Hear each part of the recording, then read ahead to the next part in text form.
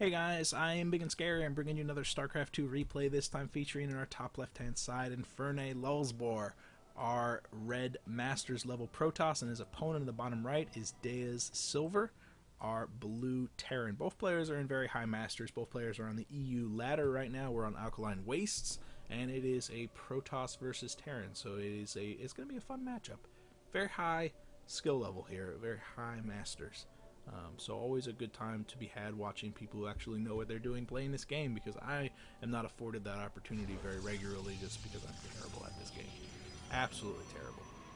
But we're on Alkaline Waste, which is a great map for long games. You have the possibility for a third in really two different locations, both of which afford different strengths and weaknesses. I personally prefer the one over here just because it really kind of clusters your base, makes it so it's easier to deal with drops. But and drops is definitely something we're going to be seeing. Not only is Terran with its medevacs incredibly powerful at dropping, but we also have the Warp Prison, which recently got that buff, which I've seen incredibly underutilized right now. I haven't really seen any drop play beyond, the very occasional one. I haven't seen any drop play increase for the Protoss, and I feel like the Warp Gate is incredibly powerful. It's such a cool unit, and I want to see more of it. So, inferi LulsBoR, you are charged, my good sir. Charged indeed. We have a barracks going down and a refinery coming out from silveR. Before the 15 supply mark usually means he's going to be getting up a Reaper, just to see exactly what his opponent is doing. We see an early probe coming out, as well as just the gas and the gateway. Yeah, Protoss is opening. They're kind of boring. You got the gateway, you got the gas, you got the cybernetics core, and then we'll see something kind of cool. SCV and probe kind of pass each other as they're poking in, but silveR, what exactly is he hoping to see here? LulsBoR is just going to be noticing that silveR has mined plenty of gas, and that means that he can get up a Reaper in a very short period of time. As soon as he gets that gas up, he probably already has it queued up. Yeah, there it goes. So a Reaper already coming up. Second gas being tapped for LulsBoR, though, with that cybernetics core. A very neat opening there. A safe opening. Basically, he came in and saw nothing spectacular. He saw the early gas. He knows he's going to be dealing with a Reaper, and that's it. Doesn't see an early CC. He doesn't see a ton of barracks. He could, could be dealing with some hidden tech somewhere else. So be safe. One base it. Make it so that you can get up some powerful tech on one base, so you get those double assimilators. You're going to have quite a lot of extra gas, and there was no need to get that second gas. Sometimes you'll see Protoss players get a second gas whenever they forget to get the first one right after the gateway, because they don't have the 100 gas necessary to get the gateway tech as well as the first stalker out. And so sometimes people will get that double simulator just so they can hit that timing and get out those much needed units early on to kind of deal with that Reaper. But that was unnecessary at this moment. He's going to have quite a lot of extra gas, 150 extra Vespene right now, and it looks like a little bit of shenanigans going off down in the natural. But LulsBoR is actually tricking silveR because he doesn't have the money necessary to throw down an expansion. Yeah, he just spent 150 on the robotics facility, but even then he wouldn't be up to the 400. Oh man, math. So the Stalker is going to be taking out that SCV and eventually killing the engineering bay, but I don't believe that LulsBoR was intending on taking an expansion just because of that double gas, just because he's thrown down the robotics facility. He was going to be happy on one base just for the time being. Obviously he has that probe down there, but that was more for scouting to see if there was going to be a bunker there, I believe. Throwing down that pylon, he might be ready to take that expansion right now, which would be cool. Which would be great, because that's command center is coming up from silveR. Both players are going to be settling back, maybe on a 2-base, maybe a 3-base play. Definitely more macro than a 1-base play, I can tell you that, because, once again, math. Reactor is already up, mass producing Marines. He's got a second barracks coming up, probably going to be getting out a tech lab. Probably, if I'm being honest, is going to be a bio play, just because that second gas is so very, very late, and just generally mech requires more gas. And yeah, we have that second barracks producing the tech lab right now, so that is absolutely a confirmation there that we're going to be dealing with some bio. And it looks like 3 gates with a robo. LulsBoR is probably not making motions like he wants to be very aggressive. He probably just wants to hold back any aggression that's coming out of silveR. So right now the ball is in silveR's court. What sort of aggression can we expect from him? Obviously, it's going to be stunted because of that orbital command that's making its way down onto the natural. And in all honesty, the economy is probably in silveR's favor right now, but that's just going to slowly slip back into LulsBoR as time goes on. So silveR's probably going to be hitting a timing. He's got an engineering bay up. His tech lab is starting on that stim pack, so probably going to be seeing a factory being thrown down. He's got quite a lot of extra gas, so factory and then starport, maybe a reactor on the factory before the starport pops, and he's going to just be moving on to a traditional bio-heavy drop play, which can be incredibly effective, especially considering the fact that LulsBoR is on 2 bases and he doesn't have a huge plethora of stalkers out right now. He's only got the 2 with the single sentry, and remember, this ramp is so very, very wide right now. However, something he does have in his court are the observers. The observer from LulsBoR has made his way into the opponent's base and seen that the factory is indeed going down. So he's going to know that, okay, sweet, it's about halfway done. So I've got another 20 seconds before we can start the starport, another minute before the starport gets done, and then, you know, another, what is it, 40 seconds for the medevacs coming out. So he's probably going to get 2 minutes before he has to start mass producing a bunch of units. A robotics bay has been produced by LulsBoR, so now we get to see what all that gas was for. This is going to be really going to be stretching his economy thin, because Colossus are an incredibly expensive unit. I'm assuming it's for the Colossus. We don't see any Warp Prism on the production tab right now. He is waiting a long time before he's producing it. There goes the external thermal lance. That's what I was expecting. This is more of a macro Colossus play. Not so much being produced to be hyper aggressive. It's not like he wants to push off with 1 Colossus and do that timing, because we don't see a forge on the +1, which is usually what you would expect from that sort of play.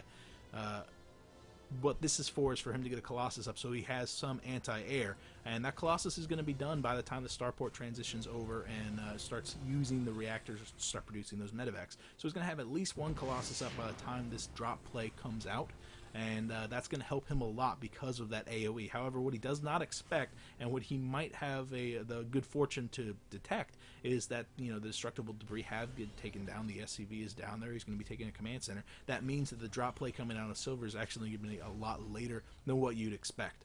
So LulsBoR actually has a lot more breathing room than he's affording himself with that first Colossus popping out on the scene, and extended thermal lance going to be coming out in just a couple of minutes, or seconds rather.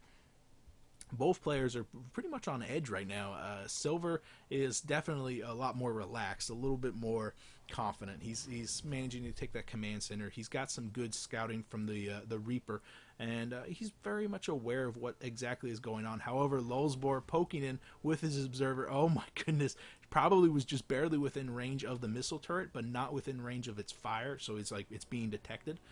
And then he pulled back, so silveR actually knows this observer is there. He's probably saving it for a scan. There it goes, scanning it and taking it out. However, LulsBoR knows exactly what sort of infrastructure is back at home. He's throwing down a proxy pylon, which means he's probably going to be getting aggressive now that that second Colossus is coming out, which is cool, but also very ballsy. He has spent a lot of money getting out the very expensive tech of the extended thermal lance and the Colossus, which means he does not have the meat shield necessary to deal with this.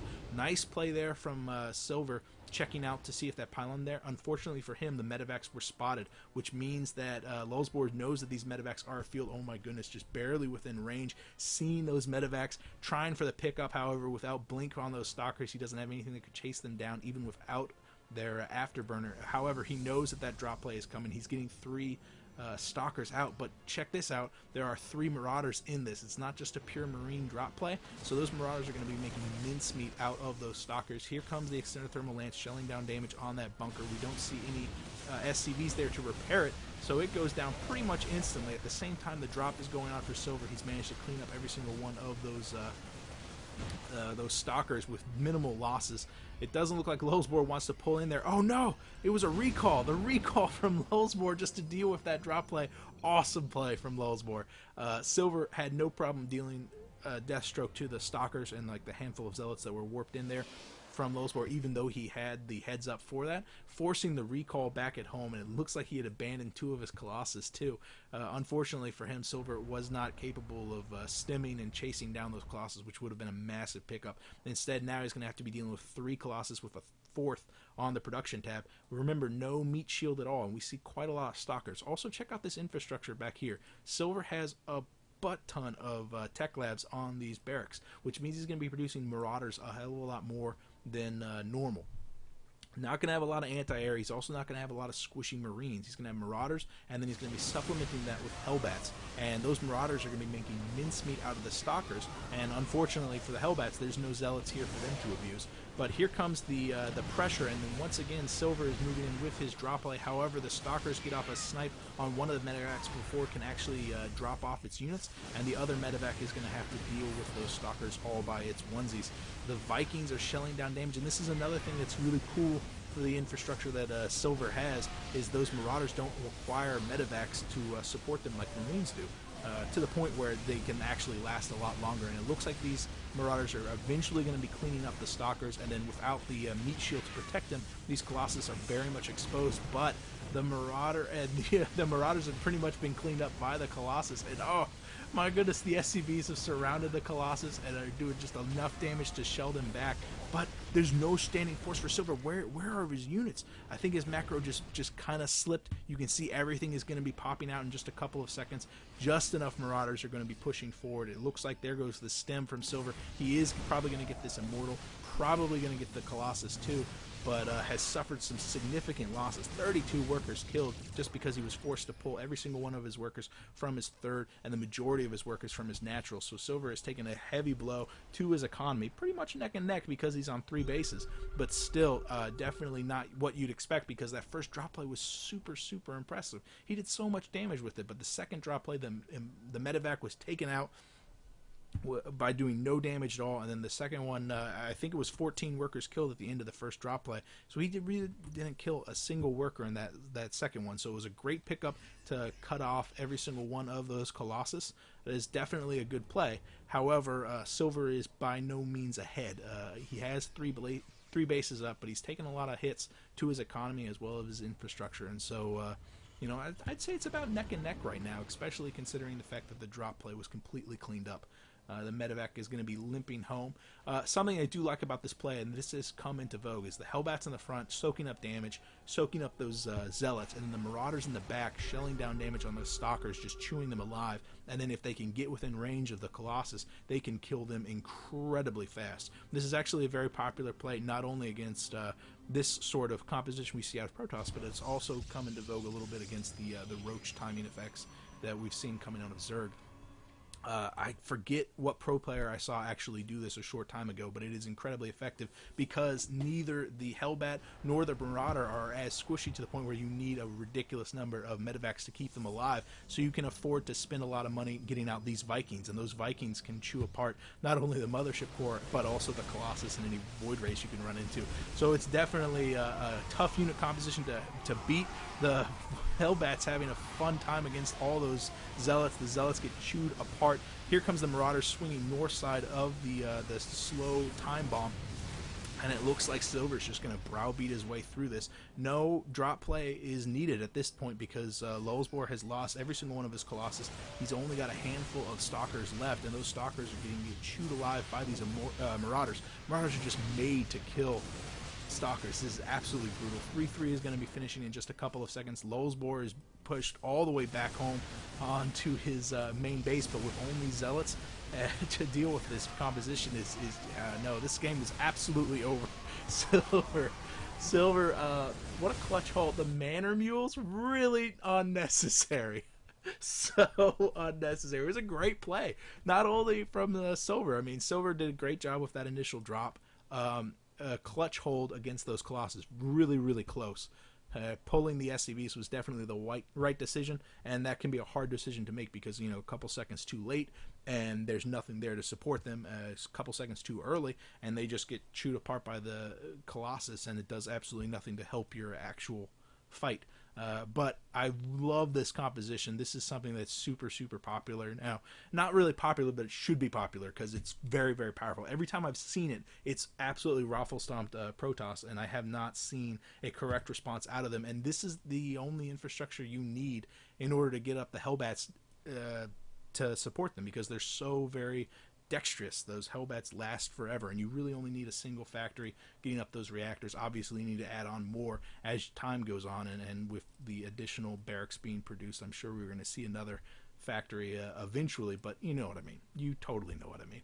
And also the fact that you don't need too many medevacs means that you can get out the Vikings, and then because you're getting Hellbats anyway, you can do the dreaded Hellbat drop. So it is super cool. I highly recommend the the build. I did not know that we were going to be seeing that build in this replay, so I'm kind of excited about it. I don't know if you can tell. I'm also excited that you guys watch my replay, so if you have a game you want me to cast, you could PM me here or on Reddit. One way or another, I will see you guys later. I am Big and Scary. Bye.